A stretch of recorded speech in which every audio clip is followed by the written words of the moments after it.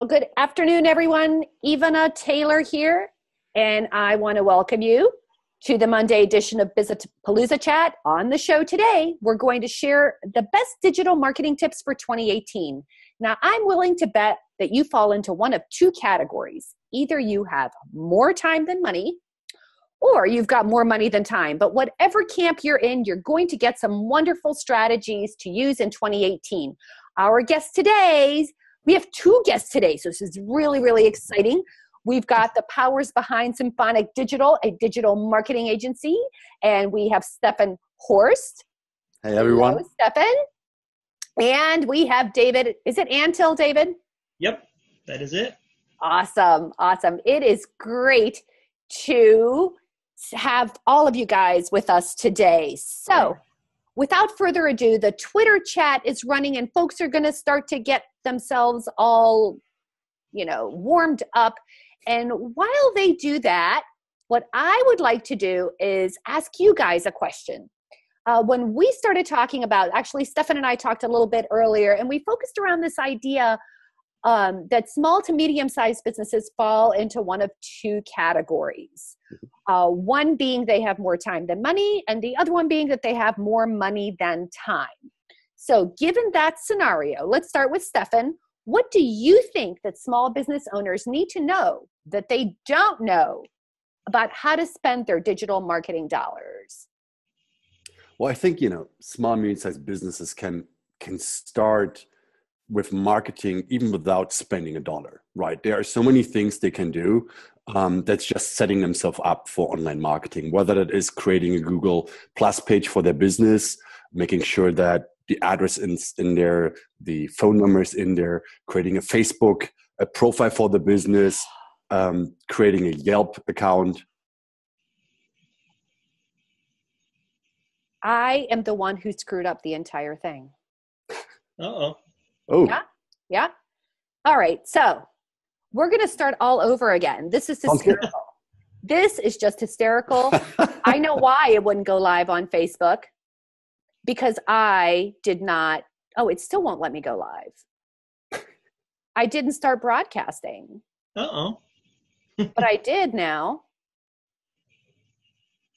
And it's still not letting me go live. Wasn't I the one saying, I have to do all this?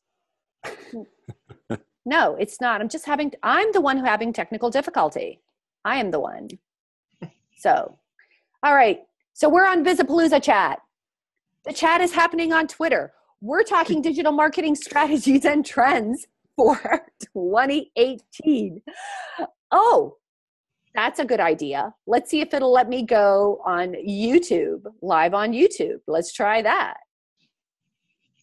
Are we broadcasting? We're broadcasting. We're recording. It won't let me do anything. Uh-oh. It just will not let me do anything. I was so excited. I thought I had it. At least I'm recording. At least I'm recording. Thank God. We'll maybe do some editing. Okay, so sorry guys. So can I have some retouching, please, when you do some editing? Wait, hey, at least this is better in that it didn't, the one guy I talked to in London got kicked out of his room. Oh, wow. All right. So that's tough. Back to what you were saying. What is it that they need to know about how to spend their digital marketing dollar? Yeah. So as I mentioned, there are things that business owners can do that doesn't really cost much money. They cost time because, when you set up a profile on Yelp, Yellow Pages, Facebook, Google, Twitter, LinkedIn, that's only the time the person has to put in and set themselves up. That at least gives them, so to speak, listings in search engine results, and people will be able to find them if they're looking, for example, very locally for businesses. Got it. You want to add to that, David? Yeah. The only thing that I would add to that is don't forget the simple things. There's a lot of, as Stefan mentioned, there's a lot of cheap or free things to do. And Google makes it very easy to do those things. And, they're a big gorilla in this game, and you kind of have to play there. And it makes sense to play there because let's face it, everyone starts with Google in most of their online adventures. So don't forget the simple things is what I would say. If you have more time than money, because there's simple and free, and that's always, you kind of can't beat simple and free. So while I have you on camera, David, let's talk a little bit about simple, and let's keep going about simple Sure. and free. Okay, so before someone even gets into having a digital marketing agency, there's this whole conversation about when I should use an agency, when should I not use an agency, finding an agency. But I think that there's a whole slew of things that need to be determined before you even have this consideration. What are some of the things that a small to medium-sized business owner needs to sort of have? What ducks do they need to have in a row? Right. Before they determine that? Yeah. So, I mean, first of all, they need to have their product, their service, their offering figured out. They need to know what they're selling, and and know who their market is, who their audience is. From there, then you've got the really basic building blocks. So know your product, know your audience, and then you have to start. Then you start with the calculus of, do I have more time than money, or more money than time? And if it's only time, then you do those things that Stefan talked about. It's also, work on your site and your content and get exposure, be on podcasts and live chats like we're doing right now. Speak at local, be present in your local markets, build content to drive people to your site and to drive the authority of your site. So do a lot of the groundbreaking things. And then, when you get to the point that you need to start thinking about a digital agency or any kind of agency, you should have a lot of those building blocks in place. And then a lot of times the agency discussion it can be a very simple one. It can be someone that you just hit it off with and who gets your business and who gets you. Or, if you've got a ton of money and a big market, then you're going to have a bigger conversation about the type of agency and the type of people that you want to be working with. That's really a good point. I'm going to blip over to Stefan for a little bit. And Stefan, talk a little bit about maybe the different kinds of digital agencies there are, because like everyone says they're a digital marketing agency. Sure. Probably, let me just add something to what Dave just said, right? So when you pick an agency, I think one of the first thing that we always recommend is looking at where is the respective client from a digital marketing perspective, right? Are they even set up to do digital marketing? Do they have a website that allows them to actually, drive leads, sell products and things like that? You don't want to start spending money when your basics are not in place, right? All you do is you just flushing money down the drain. Right. So that's really just to add to what Dave said is a good agency will sit down with you, will basically look at where are you at the moment? What do you need to do to go towards, whether that's paid media or whether that's creating content or whether that's creating a social campaign, etc. Right. So while I have you on screen, Stefan, let's talk a little bit about digital marketing in particular. What's the difference between, let's say, a digital marketing agency, a content marketing agency, a social media, agencies in general? How do you distinguish between one and the other? Yeah. So I think, when you talk about digital marketing agency as we see it, it's an agency that usually provides more than one function of digital marketing, whether that's, paid search, display advertising, social media marketing, content, as you mentioned it, or anything else. So they do more than just one thing. When you talk about a content marketing agency or social media marketing agencies, they are usually really focused on that particular digital marketing channel, and they're usually quite good in doing that. That's why they're focused on that, right? They know the in and outs. Not to say that a digital marketing agency is not able to kind of dive in and know the in and outs, but they're just really specialized in that particular order or area.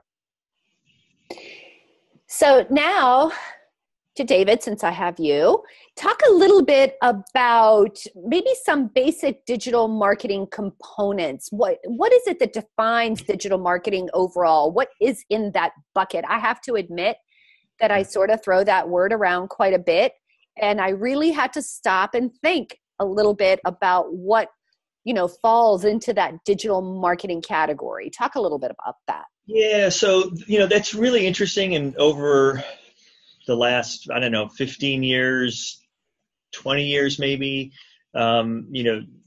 there's been this idea of digital marketing as this separate thing. You have to have your digital people and then your traditional people, and you have to have your digital channels and your traditional channels. And I think it's fair to say it may, everyone may not agree, but I believe there is no digital marketing separation anymore. It's marketing. If you are just thinking about digital, you're probably on life support, or you're dead, or trying to figure out how not to be dead. So to me, digital marketing is now marketing. There is a digital channel for everything. There is data which drives online, offline, and the connection between the two. There is content which is shared across every single channel. So, in the big picture, there's marketing, and digital is just an adjective to describe some of the assets and some of the tactics and strategies. You're going to see in the big picture, there's agencies are tearing apart their digital groups, and now they're, you see previous agencies who used to be just digital are now leading creative, and they're leading strategy. So I think that the separation between the two is less and less. When we get to a more of a tactical perspective of what digital needs to be for a small and medium-sized business, I think of that, very similar. There is a little bit more of a distinction, because in some respects, a small and mid-sized business may, they're not going to be doing TV perhaps, or radio.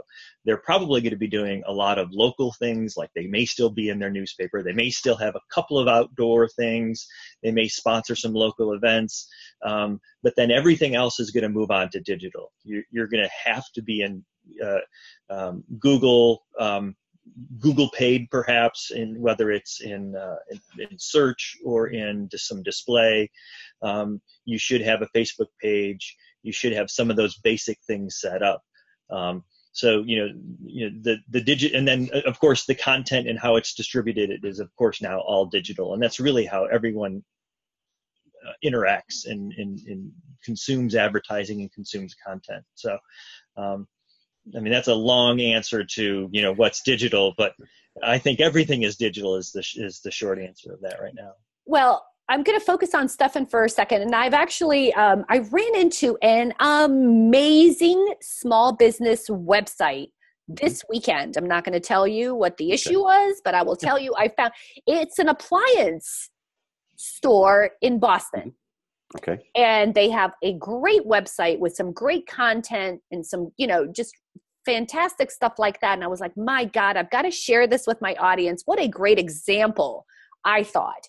Now, my question is, if a small business owner, does digital marketing include website and all the content that's in the website, and then how you communicate with your audience that way? Mm-hmm. So I didn't get the question there. My question was, does website and the content in the website, is that digital marketing? Absolutely. As I mentioned earlier, if you want to do digital marketing, you need kind of a digital place where you funnel people to, right? Which usually is the website of a business. So content is part of the website. So whether that describes the products you're selling, the service you're offering, whether you have a blog where you talk about challenges that your customers might have, right? And by them searching for those challenges on Google or any other search engine, your search result shows up, and they then through that means come for your website. So the website is kind of almost like your digital shopping window, right? Or your digital shop where you offer your services and your products, right? Without that, it's hard to do digital marketing because it's not possible to do so.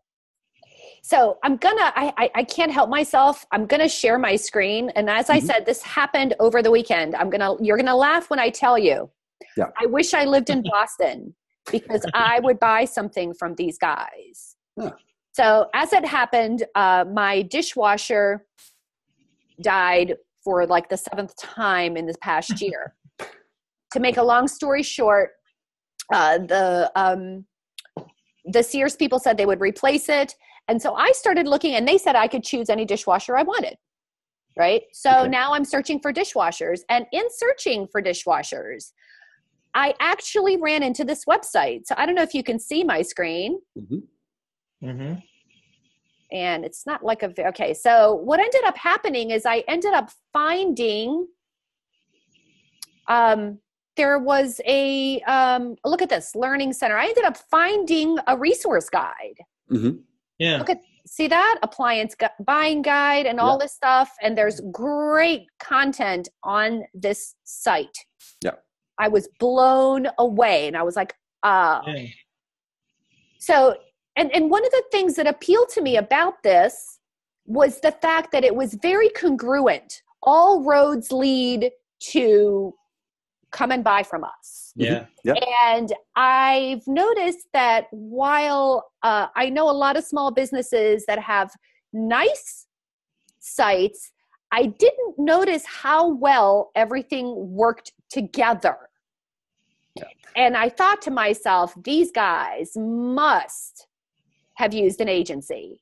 And can you tell, like, I love this about Page. Are they relevant anymore? They take you right away to look at how people reviewed them. And my favorite part of all is you've got the CEO and a direct line to him. I'm going to have to call this guy and have him on the show. I swear to God. Right? Wow. So my point in this is that I thought to myself, one of the things I want to ask him is, did you have an agency do this? If so, how long did it take? Because it is extensive. And most small business owners that I know that are in this level at this category, right, of an independent business owner, I think that they would be completely and utterly overwhelmed by the amount of content that's on this site and by the amount of, what did I want to say, and how it's integrated and how it all works together. So I'm going to stop sharing and just kind of bring it back to you guys. So I think this is a really great example to kind of where someone took all the lessons that are taught, right, about digital marketing, to not only just focus on one channel, right? When I say one channel is, let's put some ads up on paid search and try to drive people to the site, right? What they basically did is they looked at the entire sales funnel, although many people say, well, the sales funnel is that, well, it's another topic to argue about, right? But they looked at, so how do we get people to our site, right? So what are the challenges people actually have when they're looking for information related to appliances, right? So they create this learning center where it's like, so should I go over Samsung or an LG dishwasher, right? What are the differences? Is it the energy efficiency? Is it how they clean stuff? The technology behind it? All those things that we as people that are not experts when it comes to those appliances ask ourselves, right? So by having all that content, they really allow people to discover the answers, and that adds value to them. So they are immediately connected with that business or to that business, right? Which, as you said, makes it one road into the business through several avenues, right? Yeah. So I think, I would think they work with an agency, unless they have such a big marketing team that came up with the entire idea about, we have to have several parts that lead into our website and how people can discover us, basically. I can't wait to find out. How about your thoughts, David? Yeah, no, I Stefan and I talk about this a lot, because a lot of clients, a lot of our, marketing clients, the best practices are known, but not everyone does what, not everyone does what they're supposed to do. But this is a really good example of kind of hitting all of the right notes. You made a point of, everything led to buy from us. And that's what a good, it's good user experience. You were there to buy a dishwasher and you got exactly what you wanted and more. What's fascinating to me is that, you found them, you're not in Boston, and you found them from far away. So they're advertising much broader than just their local market, or they're so popular that their reach is just extended out there. They have a reputation that's preceded them, which is, that's a great situation for any marketer, is to be so well regarded that you've extended beyond your region. So I'm curious to ask you, what did you end up buying, or what did you get out of this site? And obviously you weren't able to buy anything, but where did you end up? Okay, so what I was doing is I was actually searching for. I wish I could remember what I was searching for. Oh, I know. I was comparing. Right. So this is key in terms of digital marketing, right? So I was looking for comparing a Bosch to like an LG or a Samsung, and I think Stefan mentioned it, right? I was looking at comparing those two. I knew Bosch was quieter, right? But one of the things that was real interesting to me is that I landed on a blog article, right? That I read and I thought was very good. But then the way they had it, and I wish I could find it now, of course, because I'm looking for it, I can see that they need some help with what they should have done is done a better job with what's it called? Responsive web design. Something they could have done a little bit better, I would say. But, and now for whatever reason, I think because of how I was clicking around, somehow I'm just on the website, but I have, so I found the blog article, and underneath there was a learn more. And when I clicked on that, I went to this huge resource section, and then there was a how to buy a dishwasher guide. Oh, wow. And this I thought blew me away, because what they did is they featured their expertise, where they talked about like the little things that only you as the business owner, only you, if you are in the appliance business, you know this. Just like all of us know those little secret things inside your work. And he was like, don't overpay for decibel level. Trust me, 45 and under, totally fine. Where you want to put your money is in like washing cycles that are important to you. If there's a washing cycle you like and you use, you want to make sure that this dishwasher has that best cycle.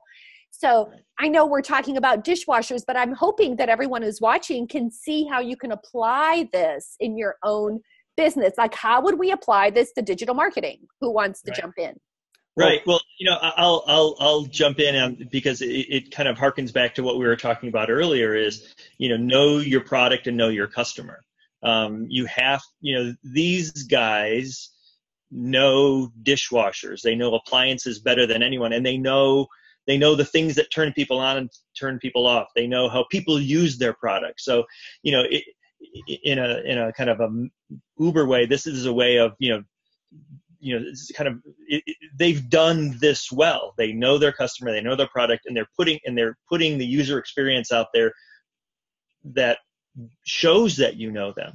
And that's what any marketer needs to make sure they do, is they know their product and know their market, know how people interact with them.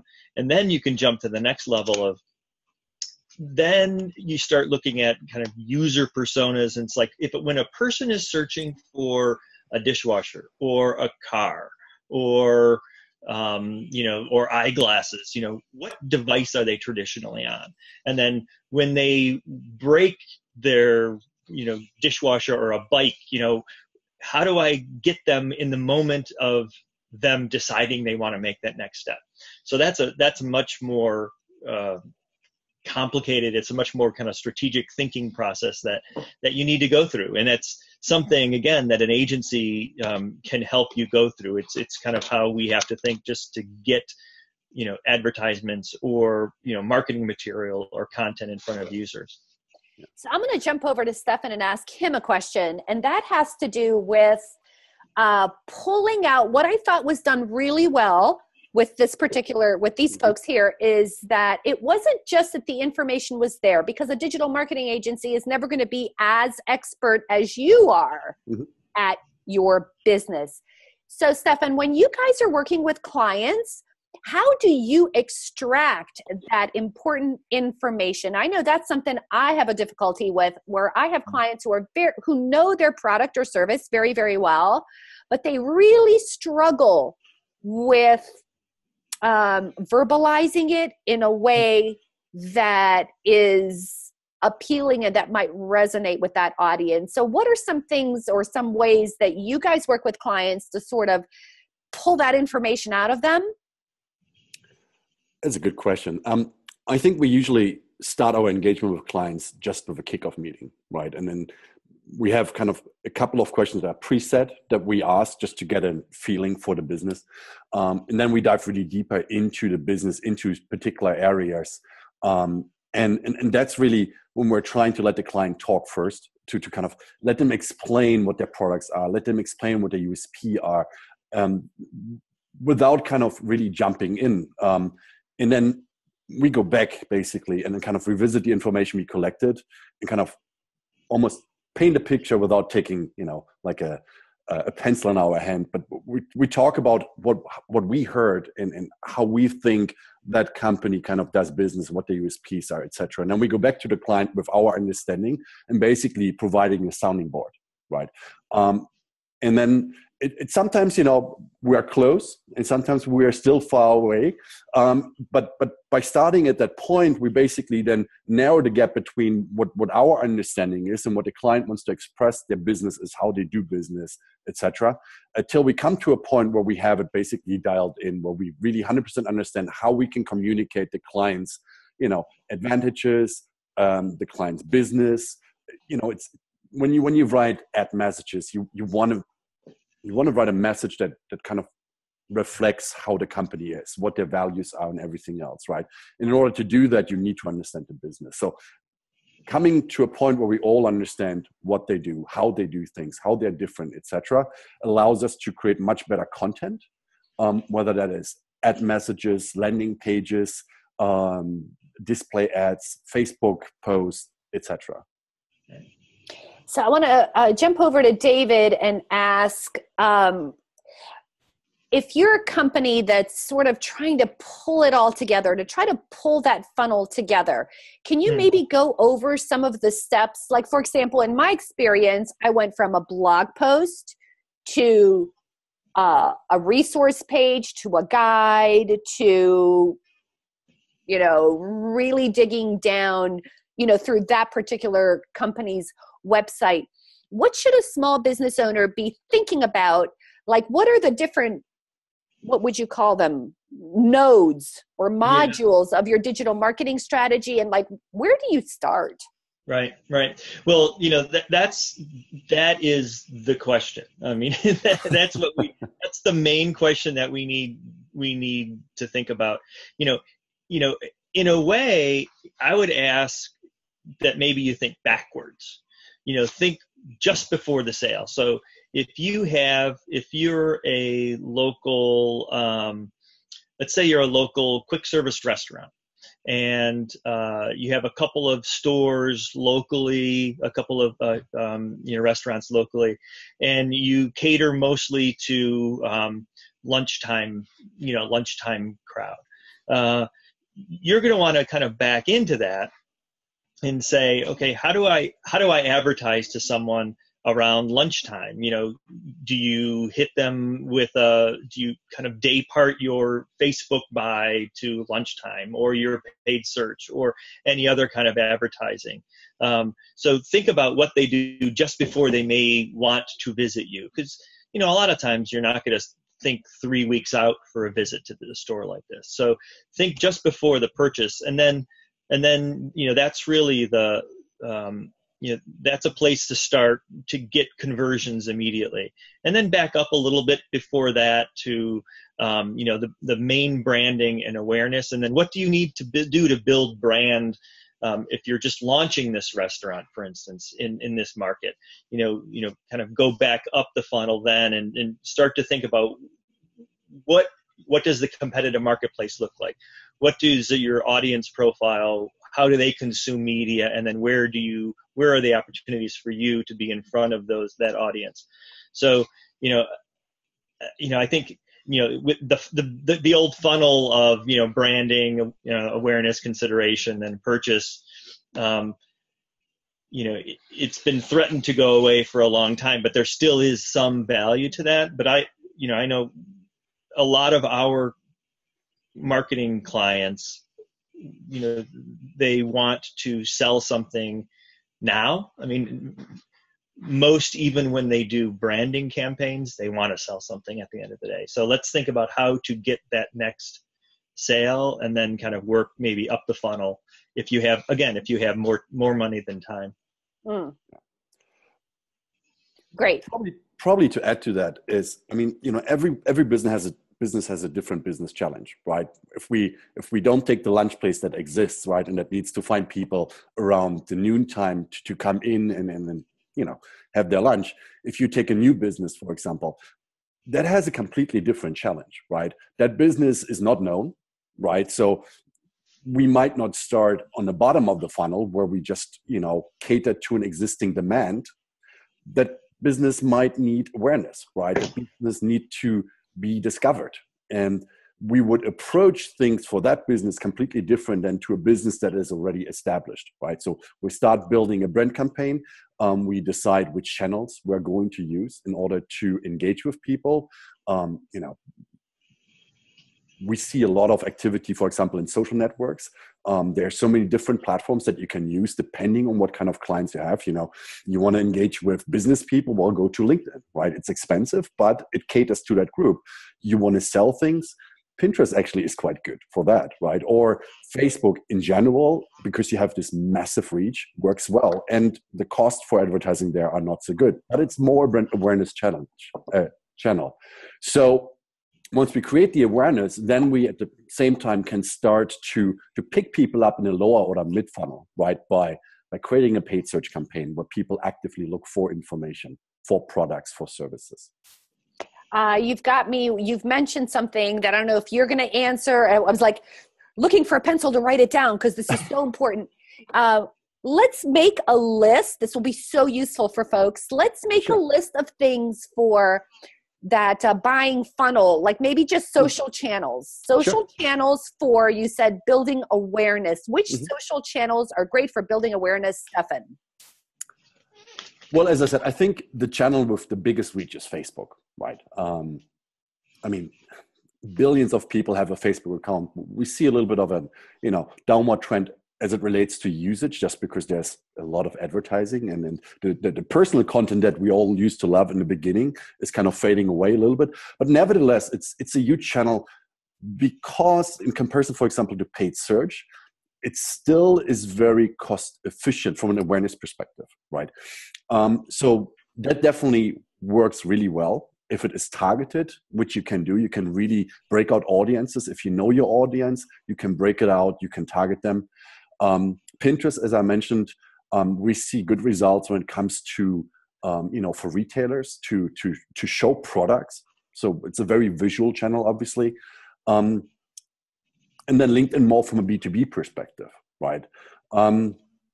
Twitter, it's, you can do advertising on Twitter, obviously, but the results we've seen on Twitter, because you have such a short period of time you live in a Twitter stream, right, are not as good as the other channels I just mentioned.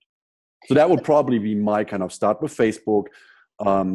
If you want really a big reach, you want to be able to narrow down your audience and don't have too high cost, and then, go on based on that. So the next one, I want to go over to David and ask you. So we talked about channels for building awareness. What are some channels that are great for like educating and building interest? Yeah. Again, I want to jump on kind of what Stefan said, and not trying to not sound like a broken record, but 80% of marketing dollars are spent in Facebook and Google these days. And there's a reason. It's probably because they are the most effective ways to go, and they make it very easy to spend money, whether you're a big agency or a small, local business. From generating interest, specifically, again, you're going to want to spend your to focus your spend probably on Facebook, as an awareness, just the data perspective, the data availability and the targeting on Facebook is robust, is strong. It's hard to match something like that. So generating interest and awareness is really kind of a Facebook game. There are some things on Google you can do. There's Google Display, the Google Display Network, to start getting interest as well. It's a little bit more up funnel than the Google search, but it's also very easy to do. It requires simple display ad, which they don't have to be super complicated. You can design very simple display ads, or you can have that's with Google. You can have the system will basically pull copy and pictures and a background image and kind of build something for you. So again, they make it really easy for local small businesses to operate within the Facebook and the Google environments. So of course, lastly but not least, we got to talk about conversion channels. And it doesn't necessarily have to be a social channel. Once you've done your blog post, you got your content, you got your social, you got all that stuff, how do you what's the best way to get them to buy?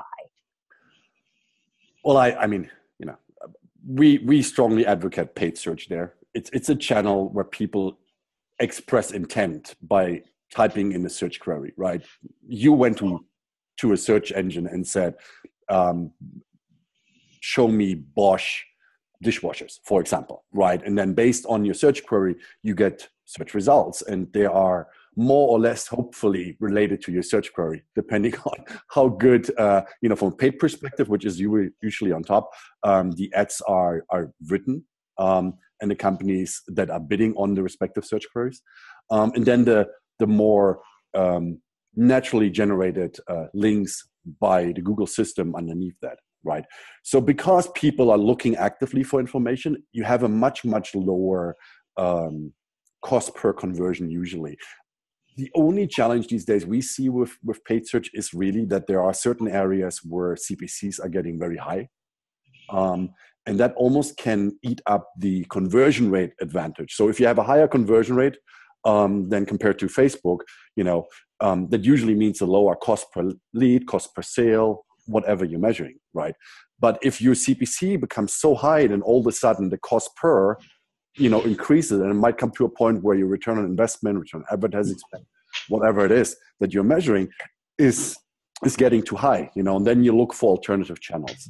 So in addition to paid search, what we also quite often do is remarketing. What it basically means is, you have lots of people that come to your site either organically, directly to your website, or through other means of digital marketing.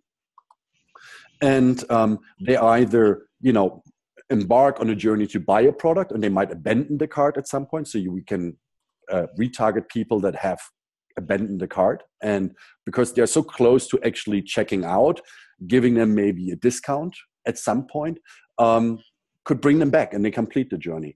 People that are very early in their search, so maybe they just hit the homepage, you can retarget with specific ads that are kind of more focused on where they dropped off. If people are dropping off in a category section, or in a product section, you give them ads that are related to the point where they dropped off. So because you tailor that a lot, the conversion rate and the results are actually quite good. So again, paid search and remarketing are really the lower marketing, the lower funnel solutions that usually create good results. Right. I'm going to bring you back, David. Do you want to add something to that? Yeah, and from a media perspective, Stefan has nailed it. One thing that we can't forget though is the landing pages and the environment that a person is going to. That was my question. Execute, complete the deal. So, with regard to landing pages, they're, in our opinion, they're underutilized for a particular campaign. We advocate to all of our clients, for campaigns to develop a landing page and make that landing page be laser focused on getting the user, the consumer, to the point you want them to be. Whether it's completing a sale, downloading a white paper, submitting a form. It sounds kind of devious, but the only way out has to be through. The only way out of that web page, short of clicking the X in the top corner, has to be completing that action. Too many landing pages that we've seen give basically replicate the website and give them a navigation bar at the top and the bottom and give them way too many things to do, and you lose their focus. They came here to do a thing because they clicked on an ad that they saw, or they clicked on some kind of media that they saw, and get them all the way through. Otherwise, you're not really able to measure the effectiveness of that campaign. So use landing pages more and make sure that they're developed in such a way that there's only one way out. In landing page tools, there's a number of tools that we use, and it's not like building a website. You can do these fairly quickly, and they look just like your website. So don't be afraid of landing page tools and putting them to use. So before I leave you, David, I want to ask you once again with landing pages, right? Because you talked about Google and you talked about Facebook advertising. We talked about these top of the funnel things that drive traffic. But we all know, and I don't know if other small business owners know this, but man, Facebook has tightened things up, as has everyone else, that what you post as your ad, talk about the relationship that the ad has to have with the landing page so that you get the best results. Yeah. So Stefan is, I might have to defer. Are we going to defer? He's excited. He's ready. I'm leaving you. He's like, get me at this. This is your thing. Go for it.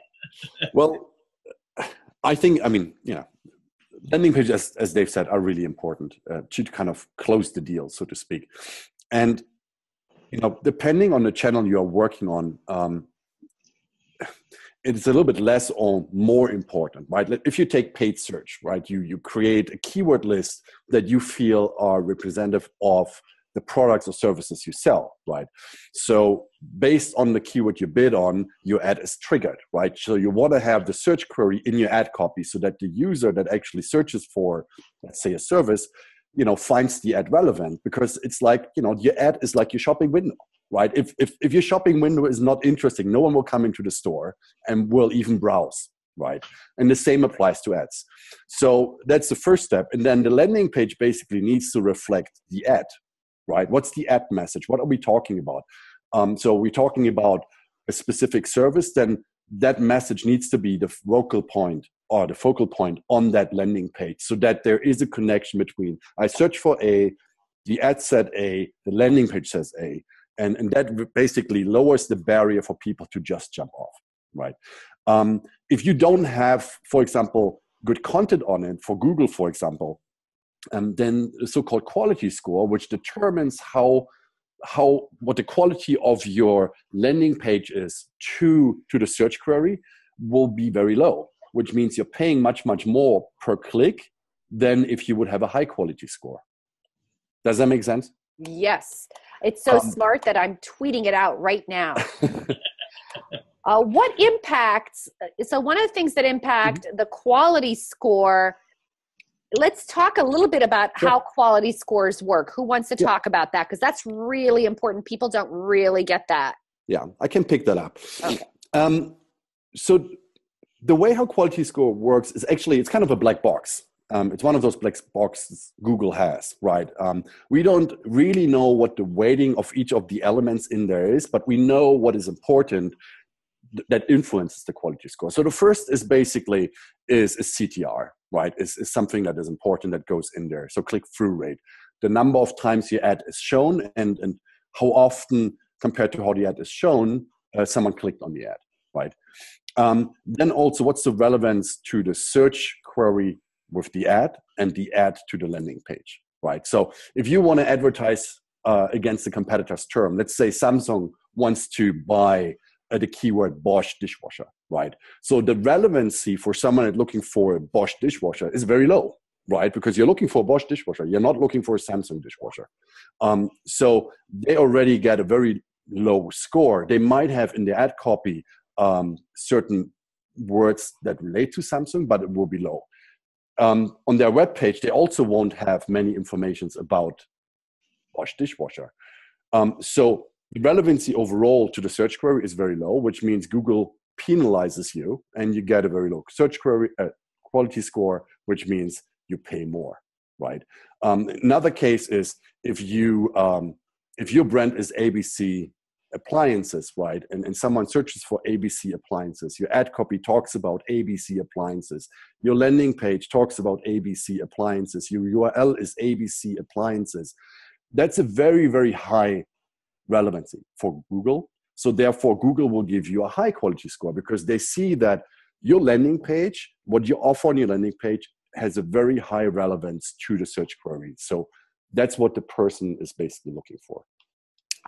And now you've made me ask another question, and I'm going to move over to David for this one, which is, how do you decide between paid search, social, and content? How do you decide where you're going to put your time, money, and effort? Right. It goes back to what are you trying to get?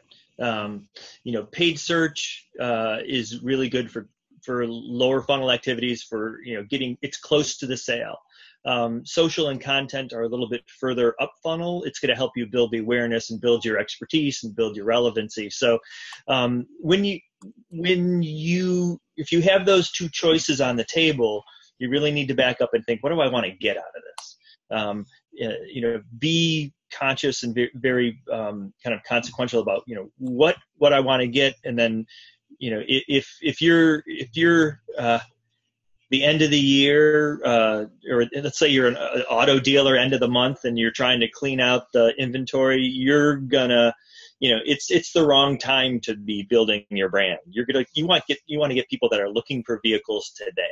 You're going to want to build your campaign around that. You're going to want to build your ad copy around that. You're going to want to build your kind of in-store promotions around that. And then if you have more time and, your strategy is a little bit more branding and awareness, then you start thinking about social and then content, and then you're thinking also about, more of the audience the audience kind of persona that we talked about earlier. Start getting more into their head so that you can be the one that they're searching for at the end of the month. So assuming that you haven't done very much digital marketing at all, let's just assume that like 98% of all small business owners, you've got this website, you might have some blog posts out there, you've got this Facebook page that you're not managing, right? And you're not doing anything paid, okay? And the holidays are coming and you want conversions. I don't want people to get the idea that what they should be doing is paid search right now, because that would be like the equivalent, which is like very topical right now, of just like walking up to some woman and saying, hey, come on up to my room upstairs. Right? So that isn't going to work. How long would you say that a small business owner should allow, assuming that you're going to do content and social to sort of warm up the funnel, get them to know you better, all of that awareness building? How long does this take? Wow. Yeah. So, it could take 6 months. It depends on how much you're able to do, how much you're able to, how much demand your product, how much demand there is for your product. If again, it's the week of Thanksgiving, it's the wrong time to start that process. June is probably the right time to start. If you're starting from a dead stop or even with a little bit of a ramp, you should be actively building your branding and awareness over that kind of time. Get people to know, get people to the point where when they're looking at Black Friday, they're thinking of you, so that you're top of mind. You're the Yale appliance when they're ready to search, if they're in Boston, it's like, oh yeah, don't go anywhere but Yale Appliance. That's where you want to be. So, it takes some time. When we have SEO clients, everyone thinks you can add some content and flip a couple of switches and suddenly you're going to be at the top of Google. And, it's not like that. And, in any agency who tells you that you're going to be at top of Google in 3 months is unlikely to be able to deliver. And there may be a short-lived gain if you're able to get anywhere close.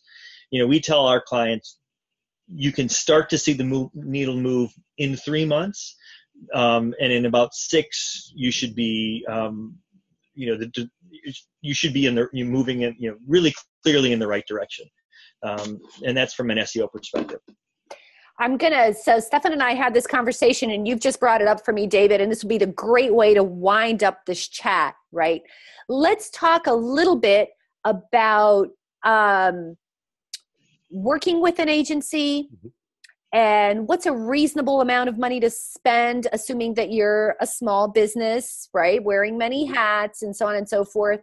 What's a reasonable amount of money to spend for a small business? And what should you expect? 3 months, 6 months, how long should this relationship be before you're like, I know people are going to watch this. They're going to see this Yale Appliance thing and go, I want that. So right. Assuming that you are where I said people were, basic website, not a lot of blog, not a lot of anything, and you want to be Yale Appliance and you've decided to hire an agency, but you've only got, let's say, $1,500 a month. That's a lot for my people. That is a lot. So take it from there, Stefan. What can we do? What would that look like?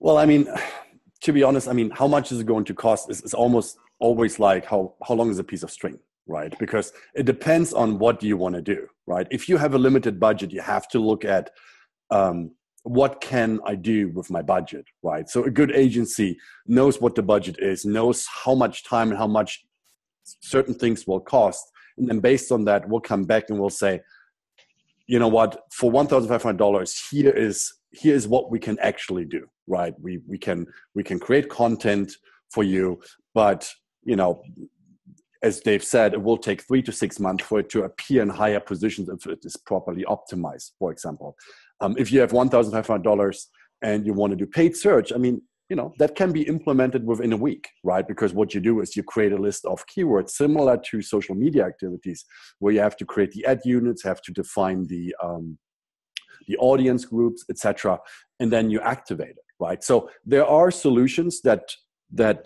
will be able to be implemented quicker, and there are solutions where your return will not be visible for several months. For example, I'm assuming, though, if they had, let's say they are at the very low end of the budget, then they recognize that it's going to be a long game. You can't say, I'm going to spend, because just to give folks an idea, right? People, the average spend with an agency to get a certain set of results could be like $5,000, $8,000 a month, right? Something like that. Again, it really depends on, for us, for example, we have clients that spend at low probably $5,000 media. And then they pay our fee on top of that, right? Or from an SEO project, it starts probably around about $2,000, right? But there is a clear scope of work, what we will deliver within that amount, so that the client exactly knows what to expect and when to expect that, right? Right. So yes, depending on what size the agency is, what their focus is, the cost can go in the hundreds of thousands, right? Right. But we want to talk, I guess what I'm thinking is most small business owners will say, I can invest between $1,500 a month and $2,500 a month. Like that, I know. Now, back to the time versus money thing. Yeah. They can also recognize that even though that seems like a lot of money to me, it's actually not a lot of money. And I will have to wait for certain results. Like at $1,500 a month, it may take 3 months to get that website where it needs to be. And then, or it'll take another 3 months to develop content. I guess that's sort of, I want to give people some guidelines in terms of if you've got $1,500 to $2,500, what's reasonable? How should you be spending it? And what should a good agency tell you? Yeah. You want to? Yeah. You want to try that?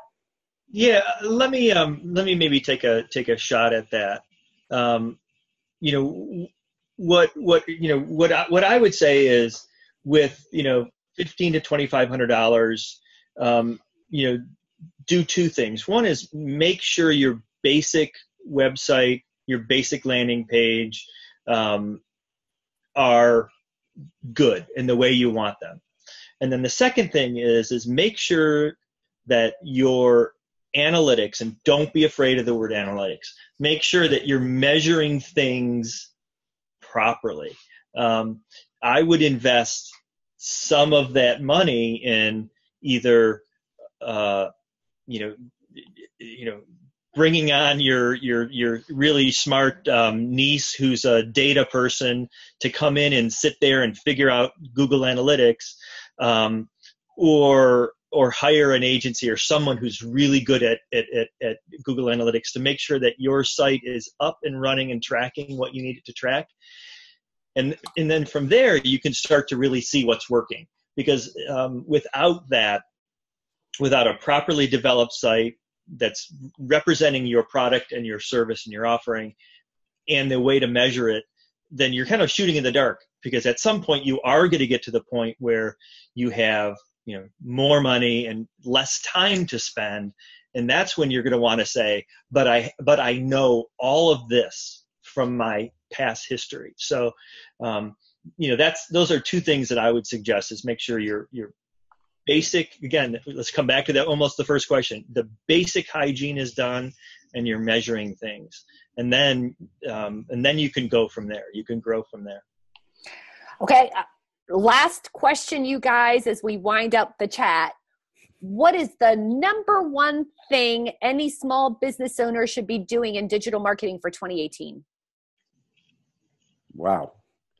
That's a good question. Like trendy wise, right? What if, what should you, like if you do nothing else, do this and don't repeat what David just said. Oh, that's not good. Well, I think, one thing that I probably would say is content. There's a lot of talk about content. Make sure that that the content on your website is communicating what you're doing, the service, is describing the products, etc. Because that's one of the hygiene first things you do, right? Because in the long run, it will enable you to be found on Google, right? And you will have the right description in the search result. People find the right information on your landing page, like the website we visited earlier, right? So content, I think, is really important, and it doesn't need that much money. You could do it. You're the business owner. You can write about your service. You can identify the challenges your customers have, and whether you listen to what your customer asks you, or you anticipate what their challenges are. Write about it. Show them solutions that help them overcome the challenges. Yep. Perfect. Now your turn, David. Oh, I have to answer again. So But you can't say what you just did, right? So this is what I would say, and very quickly, play around with Facebook. If you're not doing anything on there, it's super easy to take your company or your store or your product web page, create an ad account from that, and just play around. You can put $50 in there. And just see what's happening. They make it so super easy to use. They'll tell you what your audience looks like. You can micro target. Look, it's so easy. The Russians even used it. So, my goodness. Well, the one thing that I thought one of you guys were going to say, and David, you came pretty close, was my social media team just sent me this thing for some of my clients that Facebook now has this new local thing. And the chat we had today was, wow, if this takes off, this could put Yelp out. Yeah. Mm-hmm. Who wants to say something about the new Facebook thing before we go? Yeah, I don't know enough about it to be other than saying Facebook is going to be edging into everyone's territory. Yeah. How about you? I probably have the same response. I haven't read it yet. I mean, obviously Facebook is trying to expand in so many different areas now, whether it's bringing up a similar solution to YouTube, for example, which they're working on and it's already live. Or as you said, the more localized Facebook, right, which is kind of local search we have on Google. So I think next year we will see quite a bit of advancement, whether that is, from the channels or from a measurement perspective.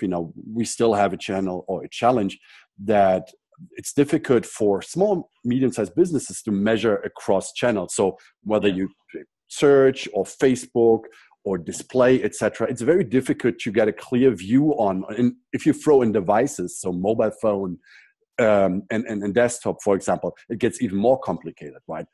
So we'll see a lot of improvements in that area. And that's actually, I think, one thing that will happen next year. Google already kind of hinted on a solution, an attribution solution that will enable to provide a much better view of kind of the journey of the people that come to people's website, why they're jumping off, what points did they touch before. So did they come through Facebook first, then to paid search, and maybe later on converted direct? And you have to look at all those touch points, because if you only look at the last one, in this case, direct, right? Someone coming directly to your site, you disregard the fact that they discovered you on Facebook, that they found information about you on search. And if you do that, over time, you basically limit the number of people that come to your site, because you're not investing in the areas where people start finding you, where people kind of transition from one point to the next point. Yep. Awesome. Well, we're going to have to leave it there. I want to thank you all for being here on Bizapalooza Chat today. Join us every Monday, 2 p.m. Eastern, 11 a.m. Pacific, where we talk about all things small business and we make them less overwhelming and we make sense out of them.